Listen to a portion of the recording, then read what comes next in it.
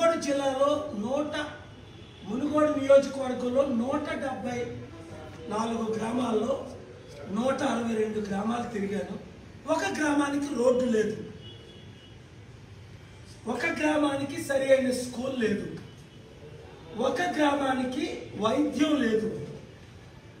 వీళ్ళు ప్రెస్ మీట్లు చూస్తుంటే, బిల్ బోర్డులు చూస్తుంటే మేము ఎంత అభివృద్ధి చేశామని 10 సంవత్సరాల బీఆర్ఎస్ పార్టీ, ఇప్పుడు మేము కాంగ్రెస్ వాళ్ళు వచ్చి సంపూర్ణ అభివృద్ధి చేసేసామని రేవంత్ రెడ్డి పచ్చి అబద్ధాలు మాట్లాడుతున్నాడు. రైతుల ఆత్మహత్యలు ఎక్కువైపోయాయి, నిరుద్యోగ సమస్య ఎక్కువైపోయింది, గ్రామాభివృద్ధి ఏమీ లేదు.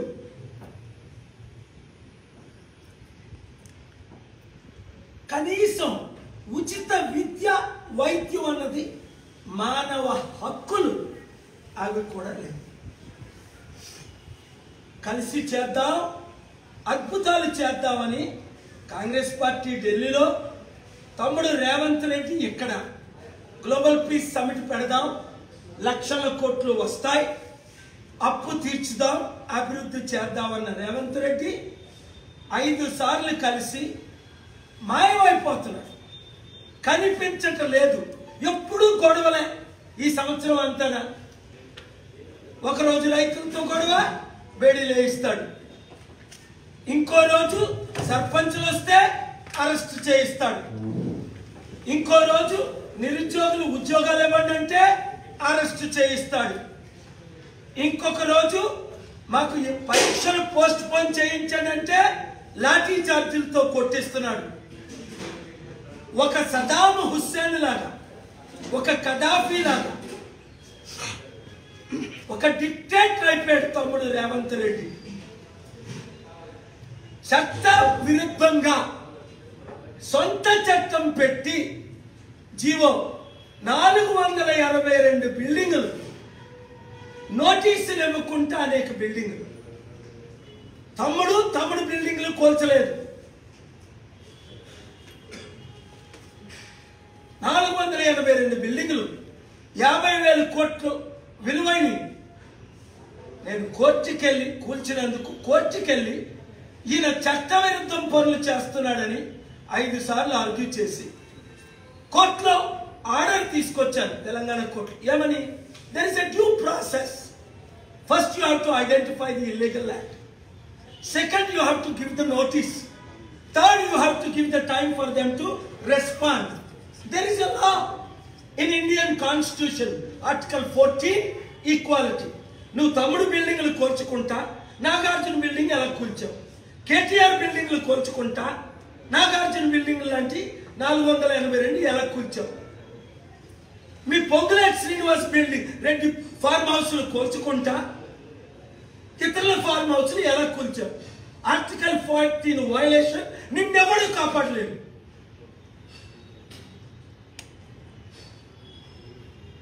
ఎవడు? పైన దేవుడు, కిందని కేఎఫ్ఆర్, సెంట్రల్లో గవర్నమెంట్.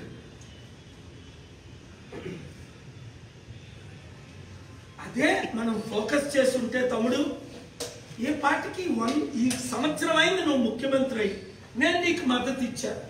బాబు మోహన్ వరంగల్లో ఎంపీగా ప్రజాశాంతి పార్టీ తరఫున పోటీ చేస్తానని, ఐఏఎస్ ఐపీఎస్లు 17 మంది పెద్ద లీడర్స్, ప్రొఫెసర్స్ వస్తే ఒక్కరిని కూడా నిలబెట్టుకుంటా కాంగ్రెస్కి మద్దతు ఇచ్చాను. ఎందుకు? డిసెంబర్ 3, డిసెంబర్ 13, జనవరి 29, ఫిబ్రవరి 10 4 సార్లు నువ్వు మాట ఇచ్చావు. సమిట్లు పెడదాం, లక్షల కోట్లు తీసుకొద్దాం, నిరుద్యోగ సమస్య నిర్మూలన చేద్దాం, ముఖ్యంగా గ్రామాభివృద్ధి చేద్దాం. ఎందుకంటే నేను పల్లెటూరులో, విశాఖపట్నం దగ్గర చిట్టువలస పల్లెటూరులో పుట్టా. కేసీఆర్ తాతలు, మా తాతలు విజయనగరం దగ్గర సారిపిల్లి, బొబ్బులి. కేసీఆర్ గ్రామాలను మర్చిపోయాడని, కేటీఆర్ ఐటీ అన్నాడని, సర్పంచులందరూ బిల్లులు పే చేయలేదని 5 లక్షల నుంచి 50 లక్షల రూపాయలు సర్పంచులు అప్పులు చేసుకొని వందల మంది సర్పంచులు నన్ను కలిసే 200-300 తక్కువైతే హరిహర కళాభవన్లో మీటింగ్ పెడితే వందల మంది సర్పంచులు లీడర్స్ వచ్చారు. వాళ్ళు మీకేమో లక్షల కోట్లు, వాళ్ళకేమో లక్షల అప్పులు. వాళ్ళకు కూడా బుద్ధి లేదు, సర్పంచులకు కూడా బుద్ధి లేదు. అప్పుడు కేసీఆర్ వద్దు, ఇప్పుడు రేవంత్ కావాలన్నాడు. ఇప్పుడు రేవంత్ వద్దు, మళ్ళీ కేసీఆర్ కావాలంటాడు. ఒరే బుద్ధి లేని, మతి లేని, స్థిమితం లేని సర్పంచులు ఇంకా ఉన్నారా? ఉంటే బయటికి రండి. వాళ్ళ దొరలు అంటారు. వాళ్ళ దొరలా దొంగల 7 లక్షల కోట్లు అప్పు చేసిన కేసీఆర్ కుటుంబం గజ దొంగల.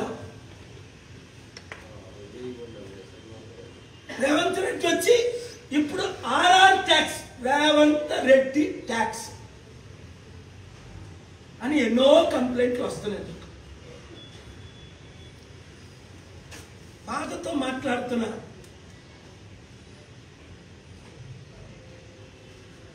ఇలా మాట్లాడుతుంటే ప్రెస్ మీట్లు ఆపాడు రాజశేఖర్ రెడ్డి. 58 ప్రెస్ మీట్, కేసులు పెట్టాడు, చంపాలని చూశాడు.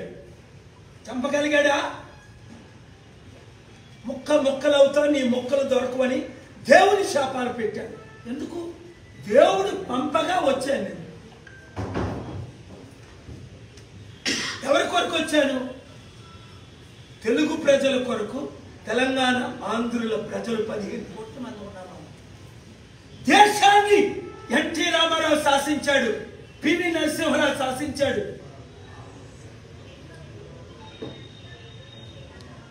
ఎన్టీ రామారావు ఒంటరి పోరాటం పోరాడి 202 సీట్లు గెలిచి బీసీ ఎస్సీ ఎస్టీలు కలుపుకొని తెలుగుదేశాన్ని స్థాపిస్తే చంద్రబాబు నాయుడు మాలామాదిగల్ని ఎడగొట్టి, బీసీని ఎడగొట్టి, మాలను మోసం చేసి లక్షల కోట్లు సంపాదించి రాజకీయం చేస్తున్నాడు. యథా గురు తథా శిష్య అని ఆ రూట్లో వెళ్ళదు తమ్ముడు రేవంత్ రెడ్డి. దేవుడు నిన్ను దీవించాలంటే, రాష్ట్రాన్ని అభివృద్ధి చేయాలంటే, గ్రామాల్ని అభివృద్ధి చేయాలంటే, నిరుద్యోగులకు ఉద్యోగాలు ఇవ్వాలంటే, కంపెనీలు పెట్టాలి అంటే, మంచి చేయాలి అంటే డబ్బు కావాలి.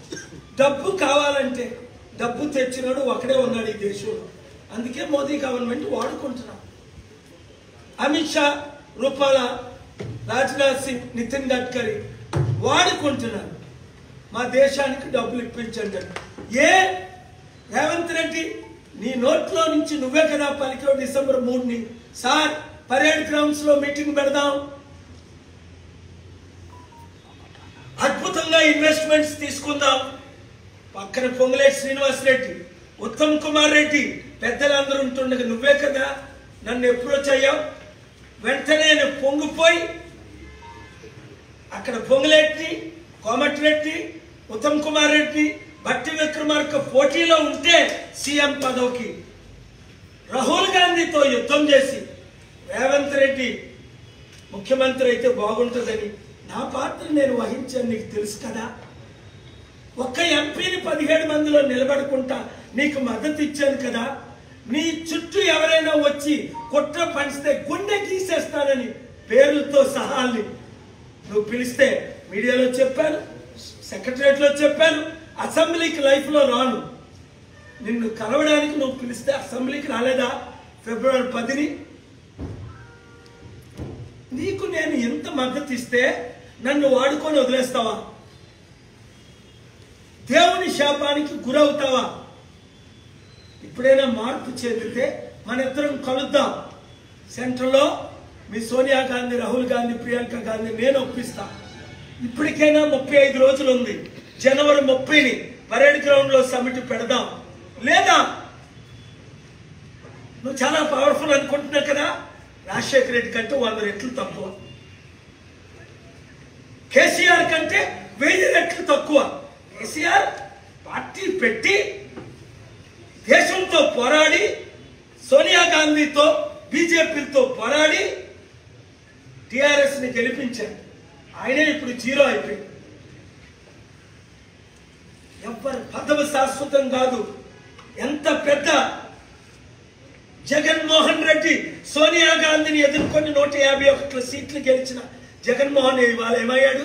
రోడ్లు పాలయ్యాడు, జైలు పాలవుతున్నాడు, కష్టాల్లో ఉన్నాడు. ఆదుకుంటున్నాను కష్టాల్లో ఉన్న వాళ్ళందరి కొరకు, మంచి మాట్లాడుతున్నాను. కనుక రా తమ్ముడు రేవంత్ రెడ్డి, ఈరోజే కలుద్దాం రా. నేను ఒక ఫాదర్ ఫిగర్ని, నీకు వయసులో పెద్దోడిని, అనుభవంలో పెద్దోడిని, ప్రపంచంలో పెద్దోడిని, దేవుని దూతను. నువ్వు పలకట్లేదు కనుక నిన్న కాల్ చేశాను. జైపాల్ రెడ్డి ఫోన్ ఎత్తుతాడు, ఆపేస్తాడు. మొన్న కాల్ చేశాను, అటు మొన్న ఏమన్నాడు? సార్ అసెంబ్లీ అయిపోగానే రాత్రి కలుద్దాం అన్నాడు. సామ దాన భేద ఇది వార్నింగ్, దండోపాయం దేవుడు ఇస్తాడు, ప్రజలందరూ చూస్తారు. అది ఎలాంటి దండోపాయమో రాజశేఖర రెడ్డికి ఒక విధంగా తెలిసింది, పవర్ పోయి కేసీఆర్కి తెలిసింది, నేను కలవను అని నన్ను తిరిగి పంపించేసిన జగన్మోహన్ రెడ్డికి తెలిసింది. అందరికనే బీజేపీ కాంగ్రెస్ నేతలు కలుస్తున్నారు. కనుక ఈ మెసేజ్ నువ్వు తీసుకొని వచ్చే సోమవారం నేను ఇదే హాల్లో సర్పంచుల కొరకు వస్తున్నాను. డిసెంబర్ 30. ఇప్పుడు కొంతమంది సర్పంచులు వచ్చారు. మీరు సర్పంచులైనా చేయలేదండి?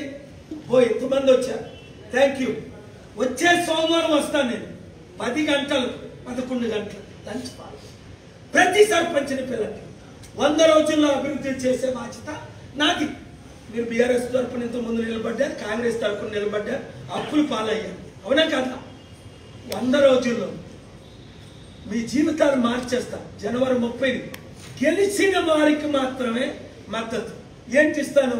ప్రతి ఒక్కరికి ఉచిత విద్య, ఉచిత వైద్యం. ముందు 100 రోజులు మీ గ్రామ సమస్యలు ఏమున్నాయో తీసుకొని రండి. మే 10వ తారీఖు లోపల ముందు 100 గ్రామాలు చేసి చూపిస్తా. మీ బంగారు తెలంగాణ అవలేదు కానీ మీ బంగారు గ్రామాలు చేసి నేను చూపిస్తా. నన్ను నమ్ముతారా? గొర్రెలేమో గొల్లోని నమ్మకుండా కషాయాన్ని నమ్ముతుంది. మీరు ఆ ఇద్దరు కషాయాన్ని నమ్ముతారా? మీరు ఎట్లయినా నాకు ఇబ్బంది లేదు. ఈవెన్ రేవంత్ రెడ్డి మొన్న కోమటిరెడ్డి ఆహ్వానించారు ప్రజాశాంతి పార్టీలో. ఎందుకు? సంవత్సరం అయింది, నల్గొండ అంతా నాశనం అయిపోయింది.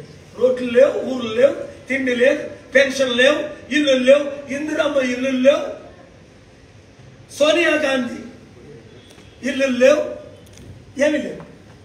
అన్ని వాగ్దానాలు. కోర్టులో ఇంత చేసామని చెప్పుకోరు, అన్ని అబద్ధాలు. 1,00,000 కోట్లు అప్పయింది ఎక్స్ట్రా. రేవంత్ రెడ్డి వచ్చి మేమేం తీస్తాడు? ఇంకో సంవత్సరం ఉంటే ఇంకో జమిలీ ఎలక్షన్స్ వస్తున్నాయి 1-2 years లో. గ్రామ అభివృద్ధి చేసి చూపిస్తా. ఆ తర్వాత ప్రతి గ్రామంలో మీ గ్రామ వెలుగు వెలుగుతుంది. మీరు వెళ్ళండి, ప్రతి గ్రామానికి వెళ్ళండి. మీడియా మిత్రులు ప్రతి ఒక్కరికి ఇదే పుట్టినోడు. వచ్చే సోమవారం హెడ్లైన్ డిసెంబర్ 30న నిజామాబాద్ విందు భోజన హోటల్లో నిజామాబాద్ సర్పంచుల సదస్సు సమితి మీటింగ్ అదో పెట్టండి. ఉదయం 10 నుండి 12 వరకు లంచ్ ఫాలో. కండువా కప్పుకోండి, 10 రూపాయలు కట్టండి, మీరు నిలబడండి, నా ఫోటో వేసుకోండి. మీ ఊర్లో అడగండి నా పాపులారిటీ ఏంటో. రేవంత్ రెడ్డి కావాలా, కేటీఆర్ కావాలా, కేఏ పాల్ కావాలా అని అడగండి. వాళ్ళే చెప్తారు. నిరుద్యోగులందరినీ కలిపేయండి. మీరు రాజులు అవ్వండి. ఆ దొంగలు ఎందుకు చేస్తారా? దొంగల మాటలు నమ్మినోడు బుద్ధి లేని వాళ్ళు నమ్ముతారు. ఆడు తప్పితే ఈడు తప్పితే ఆడు. 75 సంవత్సరాలు మనం లేలుతున్నాం. 60% ఉన్న బీసీలు, ఎస్సీ ఎస్టీలు మనం 90% ఉన్నాం. చెప్పులు అట్టుకొని అనుకుంటున్నాం. ఆర్ కృష్ణ ఏమో బీజేపీ కమ్ముడు పోయాడు, మందకృష్ణ మాది బీజేపీ కమ్ముడు పోయాడు, తత్వాలందరూ కాంగ్రెస్ కమ్ముడు పోయారు. పెద్ద పెద్ద చెప్పులు కొనిస్తాను వాళ్ళకి, సిల్వర్ చెప్పులు. అడుక్కు తినమంటే బాగుంటుంది. మంత్రులు కావాల్సిన వాళ్ళు మీరు అడుక్కు తింటారేనా? కులాన్ని నమ్ముకొని యూత్ మిమ్మల్ని కొడతారు కోపం వస్తే. Please subscribe .news.